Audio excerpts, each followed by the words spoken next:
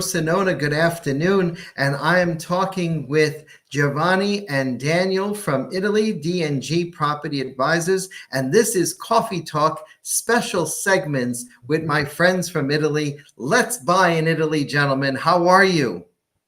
Great, thanks, Joe. Doing Good well. afternoon. Doing great. Thanks, Joe. Thanks for having us.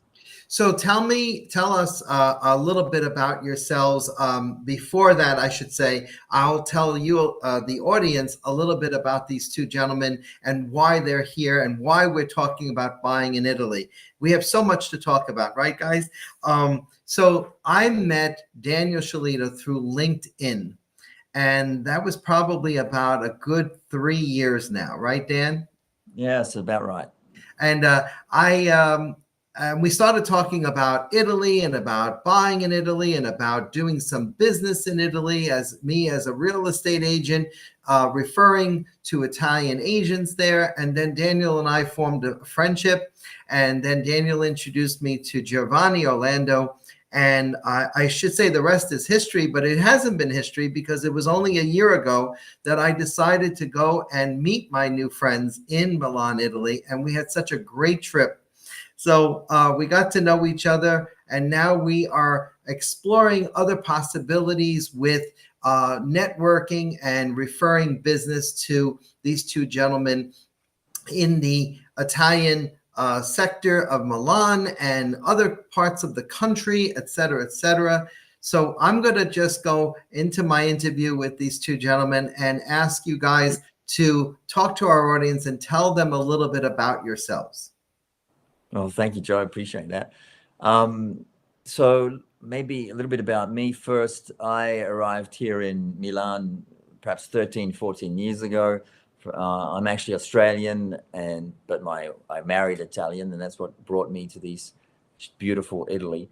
And after a little while, I ran into my friend Giovanni at one of the many business lunches that happened for international people here in Milan.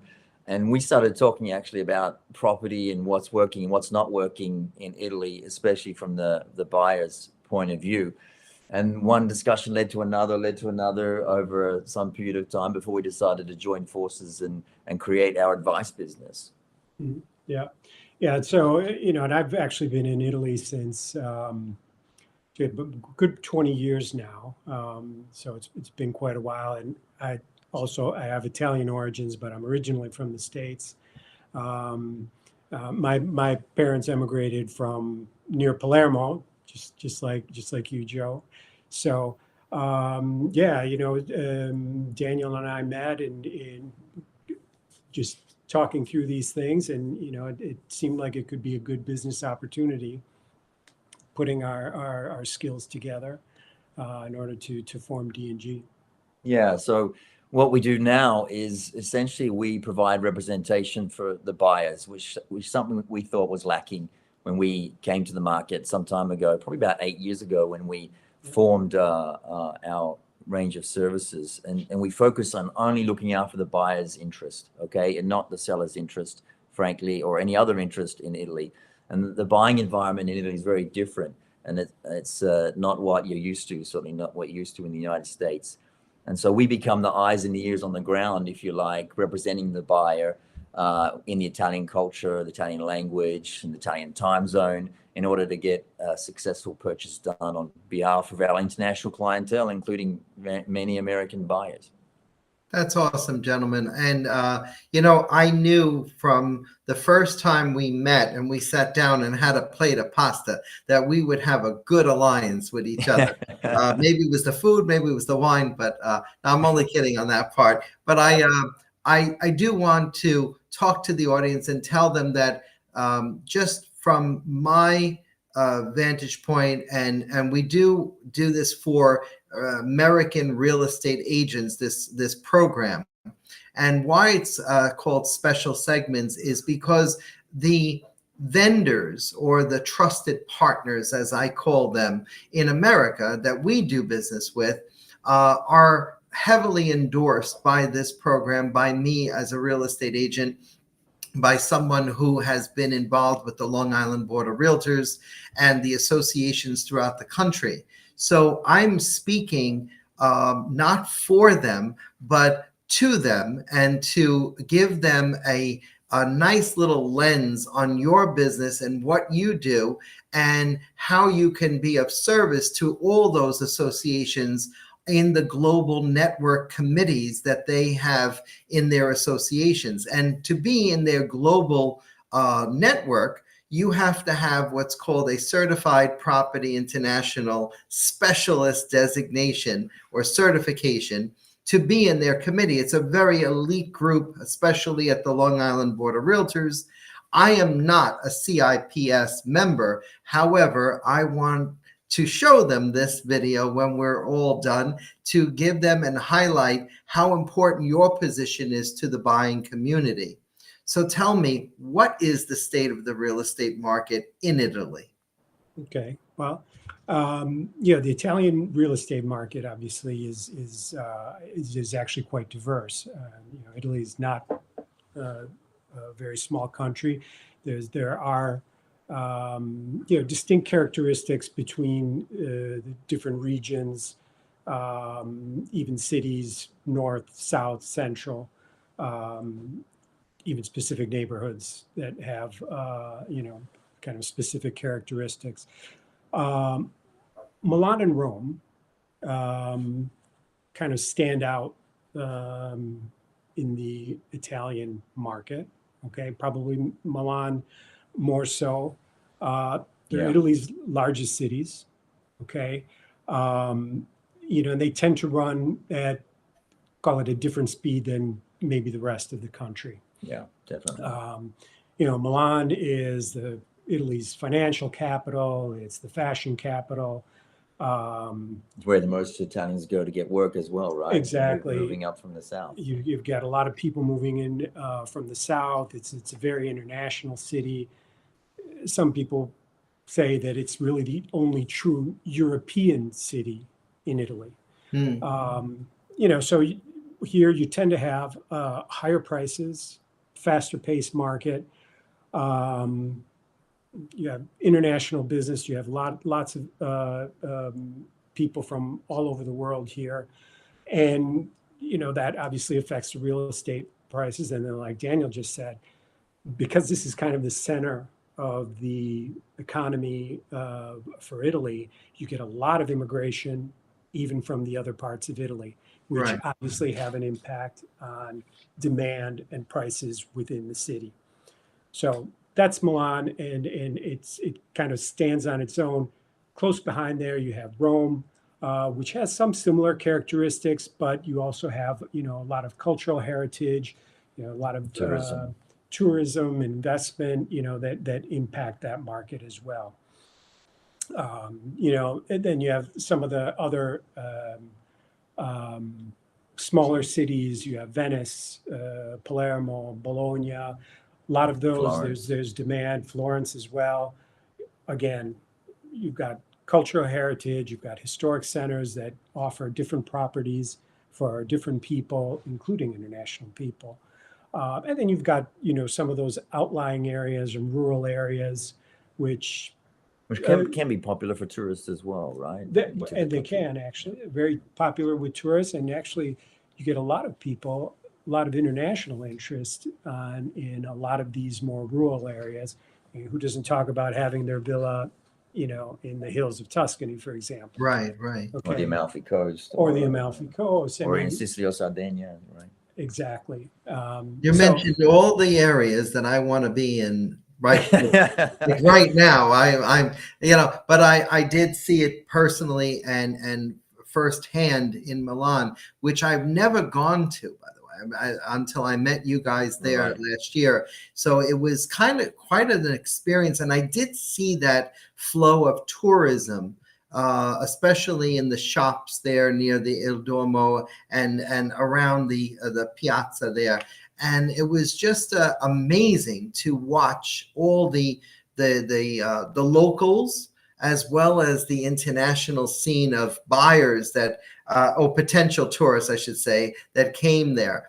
Tell me about the agents, though. What is the sentiment of agents? How many agents are there in Italy, and How do they work differently than the ones here in the United States? Okay, well, the agent in Italy, I think, is very different to the agent that you'll find in the US and probably in the UK, Australia, South Africa, and other markets all over the world.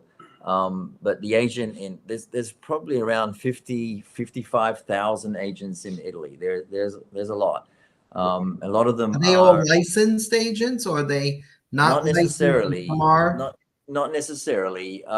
There are, two or three different real estate associations that agents can belong to and can have formal training with, etc. But there are some agents that aren't necessarily registered and licensed. So a buyer needs to obviously be careful about that. But in the Italian property market, the agent is meant to be a mediator between buyer and seller, and so he can act for both parties and expect remuneration from both parties in order to get the transaction done and look after the interests. That's Sort of like generally a dual agent, right? exactly, yeah, and that's how the law is written in there, and so therefore an agent Now, plays that everybody's role. a dual agent, Daniel. So the vast majority are. That's how they get qualified. And the first steps that an agent in Italy normally takes is to get listings. Okay, so they will focus on seller relationships first, so they feel that they've got a product and something to offer the buyer that comes along. And when that buyer does come along, the law enables them to negotiate on the buyer's behalf to the seller whose property they've just listed. It's the Who's way their fiduciary loyalty to? I'm just curious, because over here you can work for the seller and be loyal to the seller and be contractual to the seller, Yeah. and then to the buyer you can be contractual to the buyer, and the loyalty must go to the buyer. There is a dual agency if you sell your listing to this customer, but the seller is the client. So do they work similar that way, or do they work like, hey, you're my client, everybody wants to be a client too? No, no. Well, I think predominantly, as you say, the seller is the first client and the contracted client to most agents. Okay. Okay. So when the buyer comes along, there isn't an instant contractual relationship that's formed initially. The contract runs alongside the purchase contract for the property if the transaction proceeds, and then an agency will produce a contract for the buyer once that property is already identified, negotiation has started, and often once the price has been agreed. So even though the agent can work in the negotiation process, typically they certainly don't go out and seek contracts with buyers as a rule. There's a very few agents out there that focus on the buying side of things or aims to take a mandate from a buyer, for example, Right. and look across the target geography for a property. That's where one of the areas we felt there was a need in Italy too, in terms of assisting the buyer side, and reasons that we do what we do. But not all property is also represented. It may be only 50% of property that has an agent, and of those, there's not a great percentage that is an exclusive agency either. So you have sellers out there that have multiple agents working for them, or some that don't want to use an agent. They may list their property themselves online, or just use friends and family to sell property. I see. So mainly like for sale by owners. Exactly. I got you. There's So still a lot of sale by a lot owners. of people don't really like to use the real estate agent avenue.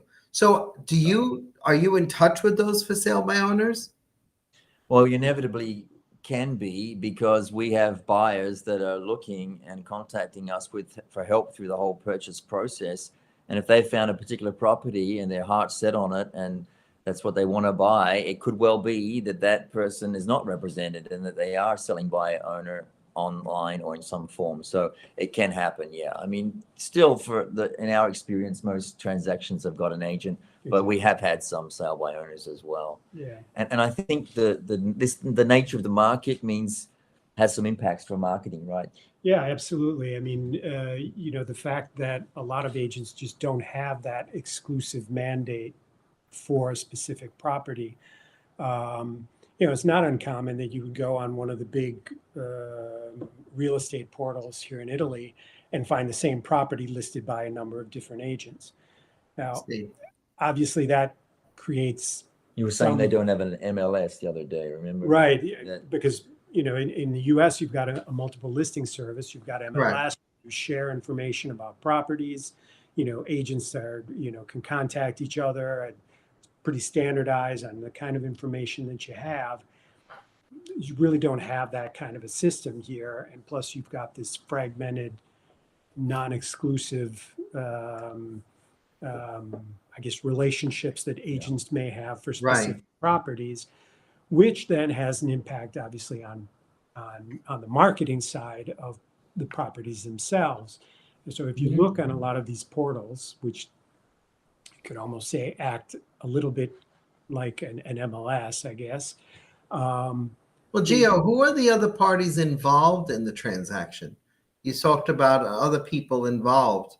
besides the realtor. So I guess the other I guess once you've found a property, okay, and you do you make an offer or whatever, the other people that are involved outside of the agent, assuming there is one, you've got a notary, which is very important here in Italy. You've got a lawyer, mainly for more complex transactions.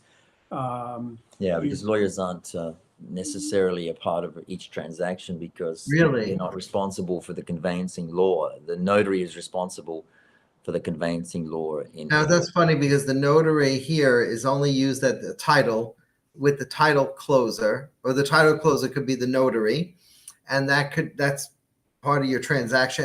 And the lawyer is, so important to the transaction here, and so am I.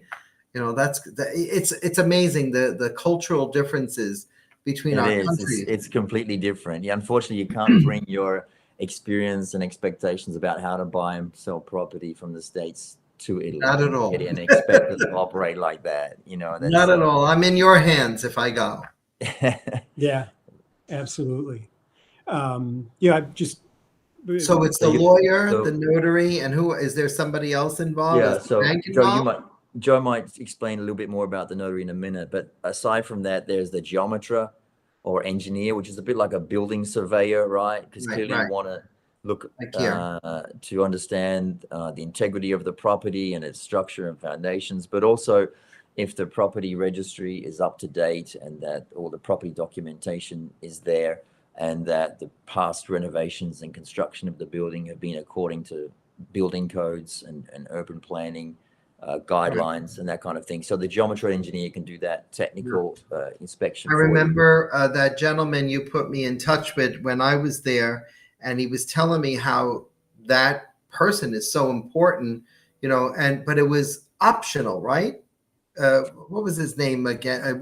He is another Giovanni, I'm not sure, but I can tell you. the developer you introduced me to. Oh my God, no, I don't know, but He, but well, I can well, talk. I he can talk to what you're saying, which is yeah, that it's he said it it was appears. optional. He said Yeah, it, but well, he recommended it. He said, yeah, I recommend that every buyer gets it because of the structural integrity and the age of the buildings. He said, right. I highly recommend that you use a structural engineer when you go into these purchases. Yeah, we believe it's highly. We recommend it as well, and we Yeah, set up a process to have an independent view on the right, right. integrity of a That was property. it. Yeah, that was. Whereas the reality is that that is not what's normally done from Italian cultural perspective. The average Italian, when they buy, they don't pay attention to inspections and reports and does it match the building codes and all of that. It's much more of a casual approach and a trusting approach of the seller and the seller's agent. And also in this environment, the seller's agent is not required to testify to the integrity of the property from a documentations and legal point of view. They're not required to do any of that when they list a property. So it is much more relaxed around those the technical nature of a property. But I think as a Very foreign different buyer, than the property disclosure form that we have here in the States, where it is no, optional, right, but right. it's necessary to have an inspection done because it's like, let the buyer beware. Yeah. Yeah, there is a lot of buyer beware in Italy. That's absolutely true. There's no doubt about that. Definitely. Interesting. Yeah, yeah. yeah. Very, The very agent interesting. does have an obligation to disclose anything that they know, but they're not required to actually go and do an inspection from a legal and technical perspective. Right. Is that a main issue that derails a transaction in Italy, or is there other main issues that derail transactions? Well, there's a few different things, but that's one of them for sure. When the property documentation may not be in order at the time that you find a listing and go and inspect a property, okay? Mm. Because the law doesn't require a seller to get everything in order and even to have a legal property for sale at the moment Right. that they list a property and put it on the market, you know? So there is a problem if you make an offer, you get committed to a contract, and if you don't have assistance from someone looking after your interests, you may sign a contract and be committed. And then as the documentation comes out, you might find that there's a problem. There may have been an illegal renovation done on the property. There may have been the renovation that was done 10 years ago was not done according to what was approved. And these kinds of things may need to be sorted out before the closing, before the settlement. And that's when some transactions in Italy can go much longer than you expected, because that will need to be sorted out before the closing. When we talked, I think we were sharing a cappuccino. I think it was like our 8th cappuccino for that week. But when we talked, it was more.